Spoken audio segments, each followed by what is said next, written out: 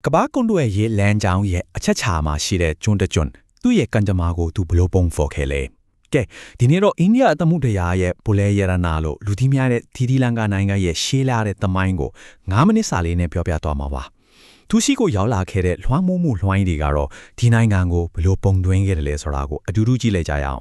အရှိနဲ့အနောက်ကိုဆက်တွဲထားတဲ့ရှေးဟောင်းပင်လယ်ရေကြောင်းလမ်းမကြီးပေါ်မှာအတိအကျကိုတည်ရှိနေတာလေဆိုတော့ဒီလန်ကာဆိုတာကကုံသေးတွေအတွက်ရောစူဆန်ရှာဖွေသူတွေအတွက်ရောနောက်ပြီးတော့ကျူးကျော်သူတွေအတွက်ပါအမြဲတမ်းမျက်စိကျစရာနေရာတစ်ခုဖြစ်ခဲ့တာပေါ့သူ့ရဲ့ဒီတည်နေရာကသူ့အတွက်ဆူလာဘလို့ရုပ်တဲ့ကျင်းစားတစ်ခုလိုလည်းဖြစ်ခဲ့တယ်လို့ပြောလို့ရပါတယ်အဲ့တော့မေးစရာရှိတာကဒီကျွန်းလေးစီကိုရောက်လာတဲ့လူတွေအတွေးခေါ်တဲ့ empire တွေကို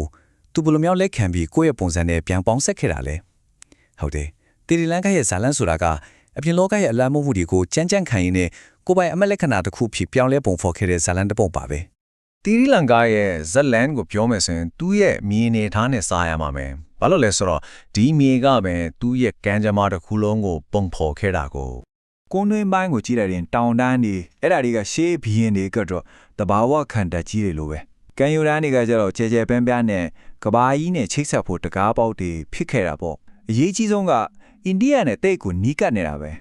အဲ့ဒီတော့နှစ်နိုင်ငံကြားမှာလူတွေရန်ကျင်းမှုတွေနောက်ပြီးတော့ပရိပတ်ခါတွေပါအမြဲတမ်းလိုကူလူစီစဉ်နေခဲ့တာပေါ့ကဲဒီမြေပေါ်မှာပဲပထမဆုံးကြီးကျယ်ခမ်းနားရဲ့ယဉ်ကျေးမှုတစ်ခုပေါ်ထွန်းလာခဲ့တယ်သူတို့ရဲ့အမတ်လက္ခဏာကိုဘယ်လိုတိဆောက်ခဲ့လဲဆိုတော့အဓိကအခြေခံအုတ်မြစ်နှစ်ခုနဲ့ပါတီရီလင်္ကာရဲ့မတန်တင်ထားတဲ့တမိုင်းကိုကြည့်ရင်ရောက်ရှိလာခြင်းဇလန်တပုတ်နဲ့စားချတာကိုတွေ့ရတယ်ရှေးအောင်ကျန်းတဆောင်ထက်တဲ့မဟာဝန်သားအထဲမှာဘယ်လိုရေးထားလဲဆိုတော့အိန္ဒိယကနေပြည်နှင်ကန်ခံလိုက်ရတဲ့မန်သားဝီဇာနဲ့ထုံနောက်လိုက်တီဟာဒီကျွန်းပေါ်ကိုရောက်လာကြတယ်အဲဒီကနေဘယ်လိုတီဟိုလူမျိုးဆိုတဲ့မျိုးနွယ်စုကိုစတင်တည်ထောင်ခဲ့တယ်လို့ဆိုပါတယ်ဒါမဲ့လေလူတွေရောက်လာတာထပ်ပိုပြီးအရေးပါတဲ့ရောက်ရှိလာမှုတကူရှိခဲ့သေးတယ်အဲ့ဒါကတော့ PC 200စုမှာအိန္ဒိယဧကရတ်အထောကမေရဲ့တာတော်မဟင်ဒါနေတစင်ဗုဒ္ဓဘာသာရောက်ရှိလာတာပါပဲဒါကတော့တကယ်ကိုအလဲအပြောင်းကြီးတစ်ခုပါပဲဒီဟုတ်ယဉ်ကျေးမှုရဲ့အုတ်မြစ်ဖြစ်လာပြီးနိုင်ငံရဲ့အမတ်လက္ခဏာကိုထောင်စင်ပြောင်းလဲထွားစေခဲ့ပါတယ်ဒီယုံကြည်မှုကနေဒီကိုအမခန်တီထွင်ပန်တီးမှုတွေပေါက်ဖွာလာခဲ့တယ်ရှေးတယောတို့ဘေးရင်တွေဟာအေယာမရေလောင်ကန်းကြီးတွေရှုပ်ထွေးလာတဲ့စတန်မြောင်းစနစ်တွေကိုတည်ဆောက်ခဲ့ကြတယ်အဲ့ဒီနီးပညာနဲ့ခြောက်သွေးနေတဲ့မြေတွေကိုစိမ့်ဆိုးနေတဲ့စပါးခင်းတွေဖြစ်ပြောင်းလဲပြစ်နိုင်ခဲ့တာဒါဟာရေနဲ့မြေကိုသူတို့ဘလောက်အထိထိန်းချုပ်နိုင်စွာရှိလဲဆိုတာကိုပြနေတဲ့သက်သေပါပဲဒါပေမဲ့အိန္ဒိယရဲ့လွှမ်းမိုးမှုကဗုဒ္ဓဘာသာတစ်ခုတည်းနဲ့ရက်မသွားခဲ့ဘူးရေလက်ကျတဖာကန်ကတောင်အိန္ဒိယဘေးနိုင်ငံအနေနဲ့ဆက်ဆံရေးကြတော့တော်တော်လေးရှည်လာပြီးရှုပ်ထွေးတဲ့သမိုင်းကြောင်းတစ်ခုရှိခဲ့ပါတယ်ဒီဆက်ဆံရေးကတကယ်ကိုသားသွားနှစ်ဖက်လိုပဲတစ်ဖက်မှာတော့ကုန်သွယ်မှုတွေကနေတဆင့်ကြွယ်ဝချမ်းသာမှုတွေယဉ်ကျေးမှုအတစ်တွေစီးဝင်လာတယ်ဒါပေမဲ့နောက်တစ်ဖက်မှာကျတော့စစ်ပွဲတွေရဲ့မီတောင်မီလျံတွေနဲ့ကျူးကျော်မှုတွေကအစ်စ်ပါလာခဲ့တယ်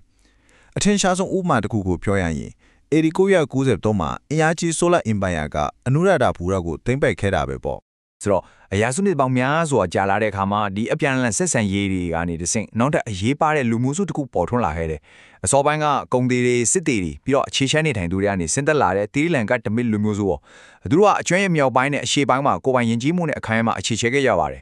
အခုကဘာတမိုင်းကိုပေါပြောင်းလဲစေခဲ့တဲ့လိုင်းလုံးကြီးတစ်ခုကဒီကျွန်းလဲစီကိုဥတီလာပါပြီဥယောပါတာရီရောက်လာတာဟာတီရီလင်္ကာကိုနောက်တစ်ခါထားဝရပြောင်းလဲသွားစေတော့မှာပါဒီလိုင်းလုံးကြီးကတခါတည်းမောက်ကူ30နဲ့ရိုက်ခတ်ခဲ့တာပထမဆုံးပေါ်တူဂီတွေကဟင်းခတ်အမွေးကြိုင်ကုန်သွယ်မှုကိုထိန်းချုပ်ဖို့ဝင်လာတယ်ပြီးတော့ဒက်ချီကပေါ်တူဂီတွေကိုမောင်းထုတ်ဖေးနေရယူတယ်နောက်ဆုံးမှာတော့အားလုံးထဲမှာအင်အားအကြီးဆုံးဖြစ်တဲ့ဗြိတိရှင်ဘာယာကဂျွန်ဒူခုလုံကိုသူ့ရဲ့အုပ်ချုပ်မှုအောက်ကိုတွင်းယူလိုက်ပါတော့တယ်အစပိုင်းမှာတော့သူတို့ရဲ့အထီးကဖြစ်မှတ်ကစီးမွားဟေးပဲတစ်ကြံပုတ်ခေါက်တော့ငရုတ်ကောင်းတော့လို့အဖိုးတန်ကုန်စီတွေရဲ့ကုန်တွေရေးလမ်းကြောင်းတွေကိုထိန်းချုပ်ချင်တာအဲဒါကြောင့်ကန်ယိုတန်တစ်ချောင်းမှာခံတက်တွေဆောင်ပြီးနေရာယူထားကြတယ်ကုန်တွေမိုင်းကဘရဲနိုင်ကိုတော့အစပိုင်းမှာထိကလူမဆိုင်ခဲ့ကြဘူးဒါပေမဲ့ British တွေကကျွန်းတစ်ခုလုံးကိုသိမ်းပိုက်လိုက်တဲ့နောက်မှာတော့အရာအလုံးကပြောင်းလဲသွားရောအရင်က coffee စိုက်ခင်းတွေကယောဂကတ်တစ်ခုကြောင့်လုံးဝပျက်စီးသွားတဲ့အခါသူတို့ကတီးနှံအတစ်တစ်ခုကိုအစားထိုးစိုက်ပျိုးခဲ့တယ်အဲ့ဒါကတော့လက်ဖက်ချော့ပါပဲ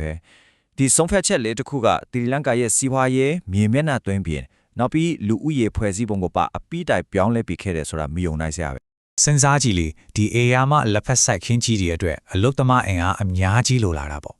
အဲ့ဒီလိုလက်ချက်ကိုဖြည့်ဖို့ British တွေကတောင်အိန္ဒိယကနေစင်းရဲနွမ်းပါတဲ့တမီလအလုတ်သမားသိန်းနဲ့ချီပြီးစာချုပ်နဲ့ခေါ်သွင်းခဲ့တယ်အဲ့လိုနဲ့သူတို့ဟာ ကျွန်းရဲ့လူမှုဖွဲ့စည်းပုံတွေကိုအုပ်စုအသစ်ဆက်တစ်ခုအဖြစ်ရောက်လာပြီးအိန္ဒိယသမီးလီအဖြစ်လူသိများလာခဲ့ပါတယ် ဒီလိုဦးရဲ့ပြောင်းလဲမှုရဲ့အတိုင်းအရာကတကယ်ကိုအံ့ဩစရာပဲတိတ်မကြခင်မှာပဲဒီအလို့သမားတွေနဲ့သူတို့ရဲ့မျိုးဆက်တွေဟာကျွန်းလူဦးရဲ့10ပုံတပုံ10ရာခိုင်နှုန်းကြီးကိုရှိလာခဲ့တာဒါဟာ British Colony ခေတ်ကဖန်တီးခဲ့တဲ့အကြီးမားဆုံးလူဦးရေဆိုင်ရာလှိုင်းလုံးကြီးတစ်ခုဖြစ်ပြီးအနာဂတ်အတွက်ကြီးမားတဲ့အကျိုးဆက်တွေကိုတည်ဆောင်လာခဲ့ပါတယ် ကိုလိုနီခေတ်လည်းကုံဆုံးသွားရောလွတ်လပ်ရေးရလာတဲ့အခါမှာတိရိလင်္ကာဟာသူ့ရဲ့ရှုပ်ထွေးလာတဲ့တမိုင်းအမွေအနှစ်တွေကိုမလွဲမရှောင်သာရင်ဆိုင်ခဲ့ရတယ်အနာဂတ်ကိုတိဆောက်ဖို့ကြိုးစားတဲ့ခါတိုင်းမှာအတိတ်ကအရေးမြဲတွေကတားဆီးနေခဲ့သလိုပါပဲ လွတ်လပ်ရေးရပြီးခေတ်ကိုကြည့်လိုက်ရင်မျောလင်းချက်တွေနဲ့စခဲ့ပြီးမှမကြခင်မှာပဲအကွဲပြားတွေပေါ်လာခဲ့တယ်လူမျိုးရေးကိုအခြေခံတဲ့အမျိုးသားရေးဝါဒကြောင့်တင့်မာမှုတွေမြင့်တက်လာပြီးနောက်ဆုံးမှာတော့ဆက်စုနှစ်ပေါင်းများစွာကြာမြင့်ခဲ့တဲ့ပြည်တွင်းစစ်ကြီးတဲ့ကိုရောက်သွားခဲ့တယ်စစ်ပွဲပြီးတော့ပြီမဲ့လည်းနိုင်ငံကစီးပွားရေးအကြအတဲတွေနဲ့ဆက်ပြီးရုန်းကန်နေရတော့မှာပဲ ပရိပခရဲ့မျိုးစေ့တွေကပကစားလဲဆိုရင်လော်လဲရပြီးခါကြမှာချခဲ့တဲ့နိုင်ငံရဲ့ဆုံးဖြတ်ချက်တစီကိုပြန်သွားမယ် British ရဲ့ခေါ်လာခဲ့တဲ့အိန္ဒိယသမီးတွေကိုနိုင်ငံသားဖြစ်ကနေရွတ်တက်ဖယ်ရှားလိုက်တယ်နောက်ပြီးတော့တိကျလဲဘာသာတစ်ခုတည်းကိုသာယုံထုံဘာသာစကားဖြစ်တတ်မှတ်လိုက်တဲ့ Act ဥပဒေက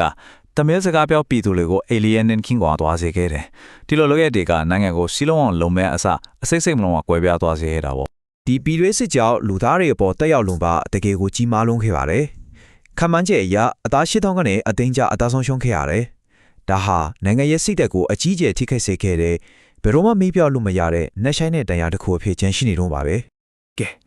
ဒီလောက်လိုင်းထန်တဲ့တမိုင်းကြောင်းကိုဖျက်ထမ်းပြီးတဲ့နောက်မှာတီရီလင်္ကာဟာအခုဘယ်ကိုဦးတည်နေပါသလဲ မချုပ်ပြောရရင်တော့တီရီလင်္ကာရဲ့ဆက်လန်းဆိုတာတာပါပဲကမ္ဘာသမုဒ္ဒရာရဲ့လမ်းဆွမ်းလမ်းခွာမှာတည်ရှိနေတဲ့ကျွန်းတကျွန်း